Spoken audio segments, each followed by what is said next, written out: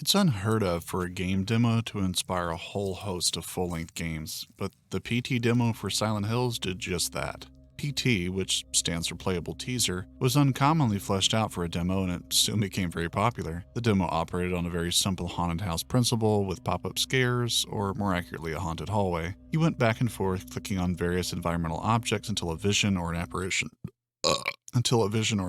triggered, completing esoteric puzzles, and running from a pants-soilingly scary ghost woman. It was engaging, weird, unsettling, and an absolute slam dunk of marketing genius. And then the actual game Silent Hills was unceremoniously canceled in 2014, making the PT demo incredibly valued and rare, some people even selling consoles for hundreds of dollars more than they're worth just because they still had it on the hard drive. But even though the game never came out, its looping hallways and environmental puzzles would inspire a legion of copycats, like the also canceled Allison Road, Bloober Games' breakout hit Layers of Fear, random games like Routine and Perception, and the well-received Visage, which I'll actually be reviewing at a later date. It also inspired the subject of today's reviews, which are 3 games by Russian developer Emika Games, which appears to be the working name of Alexander Reshetnikov. These 3 games are called Locked Up, Find Yourself, and Summer 58. So let's get stuck in and see if these are just streamer bait, or if they're actually so good, it's scary.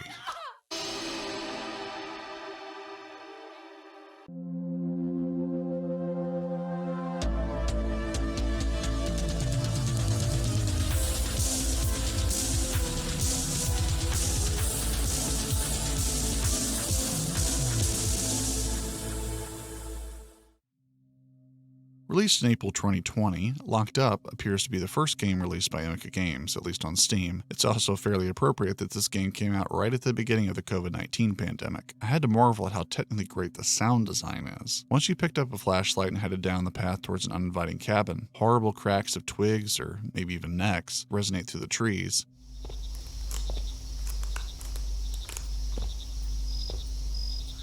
This spatially specific sound is present throughout the whole game, and it's the primary reason that I was enjoying it even when it dragged a little. And as you scour this cabin for clues, picking up children's drawings or moving around furniture, you realize there's a presence here, and once you've interacted with all the items in the cabin and triggered all the supernatural phenomena, the scene will change and the main portion of the game begins, which is set in a series of hallways and adjoining rooms that transforms to reflect the passage of time and various traumas suffered by families at the hands of a female ghost.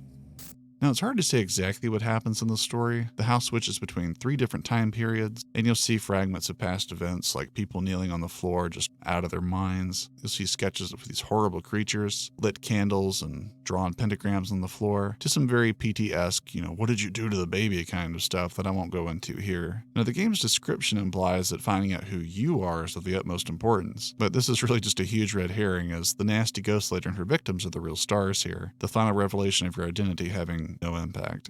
So you'll focus all your attention on experiencing these trippy nightmares, triggering their various stages by interacting with the house. This abusive gameplay relationship takes place in a space nearly identical to PT's L shape that makes you turn right and see an exit door on your left and a chest of drawers or a table with photos and a mirror above it on your right. The infamous bathroom is even in the same place. The in-loop door in PT is also the same here, as the important room where most everything of note shows up and is ajar and unreachable until the very end of the game, often showing you portents of things to come, like candles being blown out or corpses hanging from the ceiling. A nicer man than I might call them classic horror tropes, but I think it's safe to say that these are pretty prevalent cliches in the horror genre.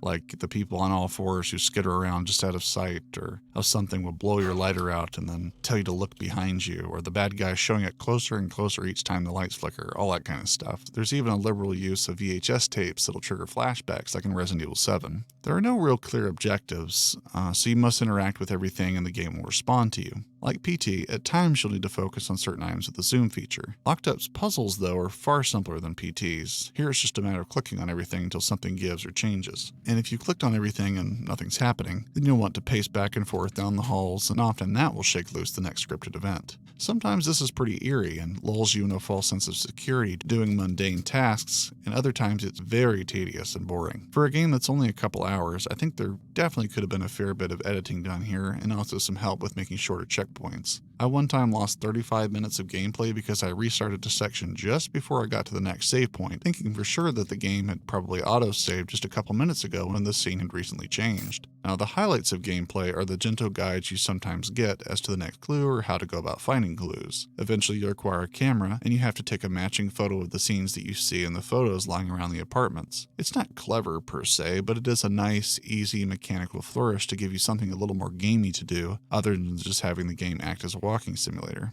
And while the game is full of cliches, it's how the cliches are presented that is fun and noteworthy. There's no HUD, and so the game has your full attention to lull you in and knock your teeth on a little as it so desires. I can't applaud enough the sound design, I really can't. And how many of the best scares aren't even the cheap stuff, but the loud knocks from down the hall or a child's giggle, their mundane nature setting me off a lot more than the latest scare porn tactic.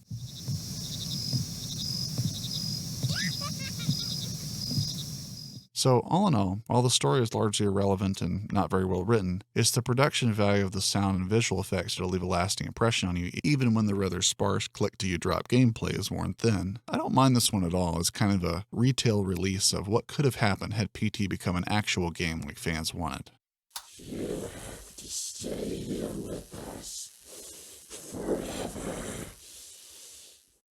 Now, the second game from Emika is Find Yourself, released in 2021. Find Yourself's similar to its predecessor, but it definitely shows some improvement. At its core, it's clearly still inspired by PT, but it isn't a hallway simulator this time, though it still operates off the click around till something happens methodology. The game is set in realistic locations, but the actual events of the game are quite abstract, as if you're walking through memories or thought processes being played out, where you come to terms with your fears and deep-seated trauma of child abuse. So gameplay is very much the, hey, look around for a unique asset or a generally agreed upon horror totem like a rope or a clown and keep clicking through these until something scripted happens. Fortunately, Find Yourself does a much better job than its predecessor of making what you do actually feel like gameplay. Locations are much more specific and interesting and change a lot more often, and you'll have some simple puzzles and stealth sections to complete, like this sequence where you must avoid a hammer-wielding clown, or these mannequin puzzles where you must figure out a sequence or guess which one holds the right key. Fail enough times and it's game over.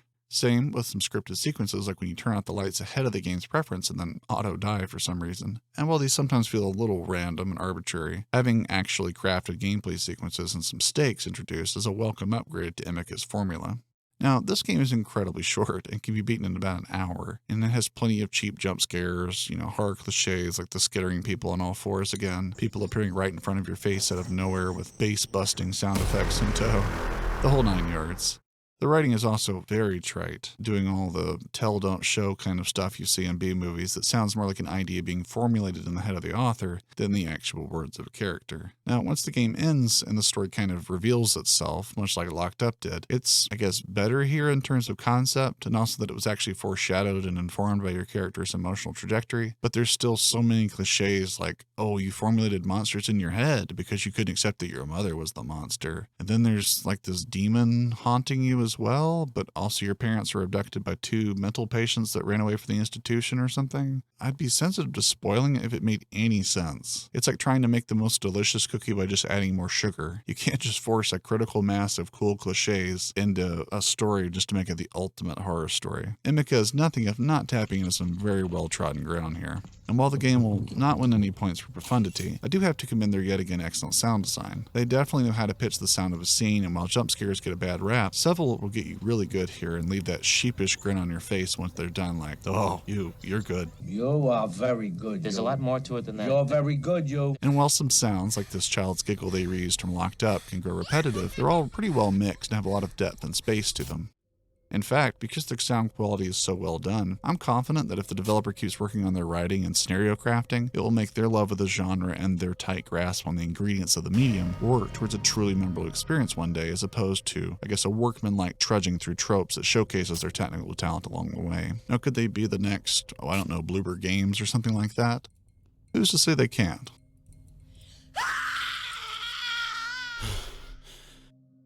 And now to see whether Emika Games improved since the last game, let's take a look at the final game on today's docket, called The Summer of '58. Now, I don't know where this font comes from, but there's a movie I saw on Shudder the other day called Summer of '84, and it has the same font and look, so I'd say this was probably a very likely inspiration, at least aesthetically. This one stars a vlogger type named Alex Morton, who makes videos about haunted places. In a cool nod to the previous games, Alex journeys to the familiar sites of Locked Up and Find Yourself to look for paranormal phenomena, and curiously finds nothing. And now with the request of his subs, this guy is going to rush you to spend 3 nights in a supposedly haunted orphanage that's been abandoned. Getting the game started, I noticed it chugged like crazy with settings maxed, so I had to turn down this render dial from 100 to 50, and suddenly it was all gravy, even in 4K. Unfortunately though, every time a new scene loaded, it would revert back to the default settings, making me have to manually switch it back to the functional version all over again every time. But anyway, once you get into game, you'll notice you're in some nasty new digs, and you'll soon get a video camera to use as night vision to see here, a very Outlast style setup if I do say so myself.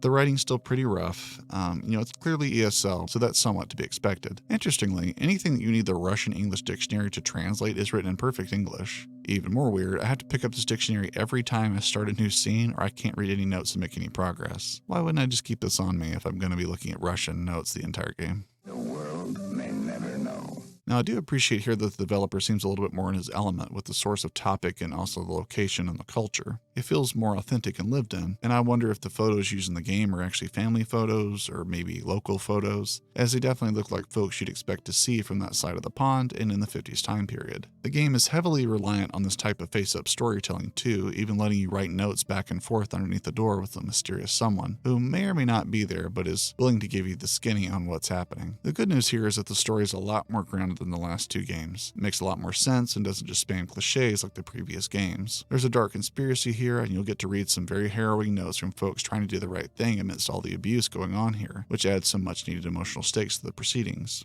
Gameplay is mostly in the same vein as the previous Emika games. You wander around opening doors, picking up photos, reading notes, and replacing light bulbs or cutting padlock chains to trigger the next scenario beat. To put it like the game does, you must look the room, so look the room we shall.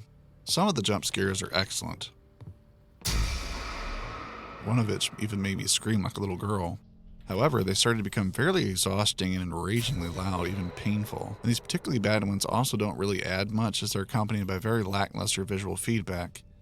Yet again, Emika displays a mastery over sound design. Some of the spatial sound design is just exquisite. Do not scrimp on headphones here. Honestly, again, the more atmospheric sounds are the most effectively creepy here, and a real boost I think to the way these games play if they ever hope to evolve past some of their predictability and using PT as the springboard and not just a constant reference point.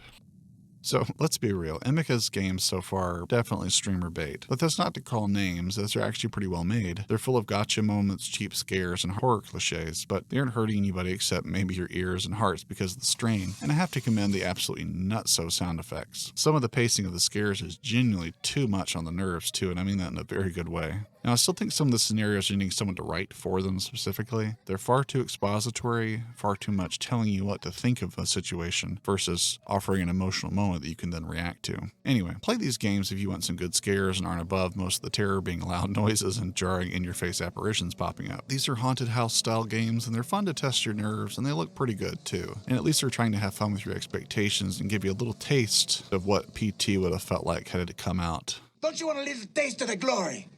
See what it tastes like. Also be on the lookout for Emika's next projects. Father's Day is set to release very soon in summer 2022, and there's a demo out for a yet unreleased game called From Day to Day, which apparently is a sequel to Summer of 58, as there's a teaser for it at the end of the game and it features Alex Borton going to yet another location that's haunted. Note too that this demo is also a standalone little prequel to the main game, so it'll theoretically be worth a playthrough for the full experience of the final product.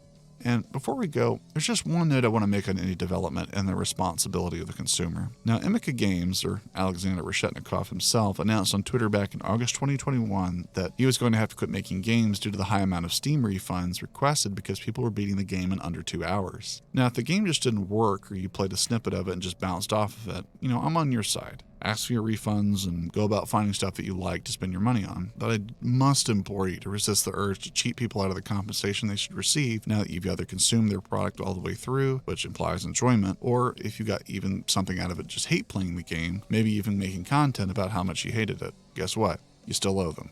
Now, as an aspiring full-time YouTuber who will require the good graces of others more and more as time goes by to make that a reality, I've made it a personal mission of mine to subscribe and donate monthly via Patreon to my up-and-coming peers who need to hit their monetization marks and generally just need the help to transition to this type of career. So I'd implore you to join me in keeping creators' best interests at heart, not taking advantage of loopholes, but instead justifying the passionate work of other people who love games just as much as we all do and want to get their just due. And as always, I appreciate you dropping by. I hope you have a wonderful life until next we meet, you big nerd.